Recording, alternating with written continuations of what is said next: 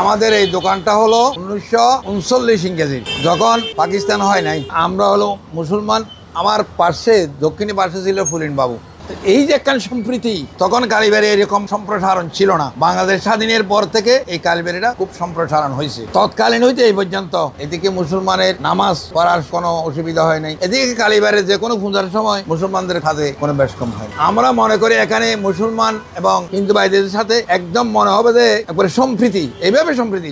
আল্লাহর রহমত, মুসলমান এবং হিন্দুদের মধ্যে কোনো বিভেদ এই পর্যন্ত হয় না। বাংলাদেশে যদি ইতিহাস দেখাতে পারবেন, মুসলমান এবং হিন্দুদের মধ্যে দুই ধর্মীয় প্রতিষ্ঠান, আমার দক্ষিণে হিন্দুদের ধর্মীয় প্রতিষ্ঠান, আমার উত্তরে মুসলমানদের, যেটা সারা এশিয়া মহাদেশের মধ্যে সর্ববৃহৎ ধর্মীয় প্রতিষ্ঠান মাদ্রাসা, কোনোদিন কোনো বেশ কম হয়। আমার মনে হয় বাংলাদেশের যারা মুসলমান আছে তারাও শিক্ষার ব্যাপার আছে, যারা হিন্দু আছে তারাও এটা শিক্ষার ব্যাপার আছে।